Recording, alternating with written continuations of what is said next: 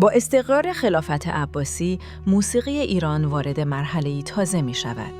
مرحله‌ای که برای نخستین بار موسیقی نه فقط اجرا می شود، بلکه تعریف، تحلیل و مکتوب می گردد.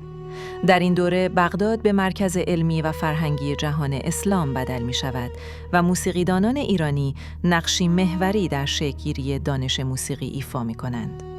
آنچه از این زمان باقی مانده دیگر صرفاً روایت یا تصویر نیست، بلکه متن، اصطلاح و نظریه است. یکی از نخستین و مهمترین چهره‌های این دوره، ابو یوسف یعقوب ابن اسحاق کندی است.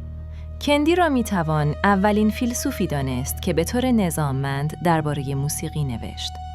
او موسیقی را شاخه‌ای از ریاضیات میدانست و درباره فواصل، نسبت‌های صوتی و تأثیر موسیقی بر نفس انسان رساله‌هایی نوشت. پس از او، ابونصر فارابی جایگاهی تعیین کننده دارد. فارابی در کتاب الموسیقی الکبیر موسیقی را با دقتی کم سابقه تحلیل می‌کند.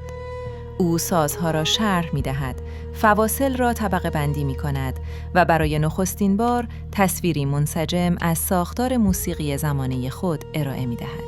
باید تأکید کرد آنچه فارابی توصیف می‌کند بازسازی مستقیم موسیقی ساسانی نیست، اما بدون تردید بخشی از سنت شنیداری و اجرایی ایران پیش از اسلام در این نظام نظری حضور دارد، نه به صورت نام‌ها و نغمه‌های قدیمی، بلکه به صورت منطق، تجربه و شیوه اندیشیدن موسیقایی. در همین دوره ساز عود که ریشه در بربط ساسانی دارد، به ساز مرجع نظریه پردازی موسیقی تبدیل می شود. فواصل، مودها و ساختارها اغلب بر اساس این ساز توضیح داده می شوند.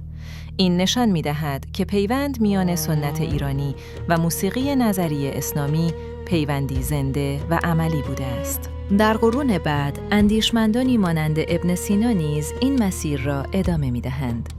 موسیقی برای نخستین بار وارد متون فلسفی، پزشکی و آموزشی می شود.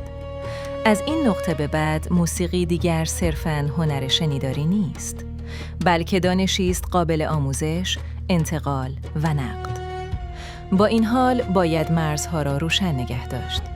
نظام‌های نظری دوره عباسی بازتاب کامل موسیقی اجرایی زمان خود نیستند.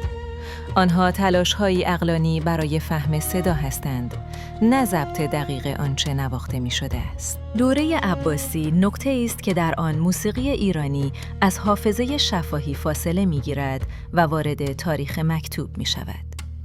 در قسمت بعد به این پرسش می‌پردازیم: این دانش نظری چگونه به موسیقی عملی، دستگاهی و سنتی ایران رسید و چه مسیری طی شد تا آنچه امروز می‌شناسیم شکل بگیرد؟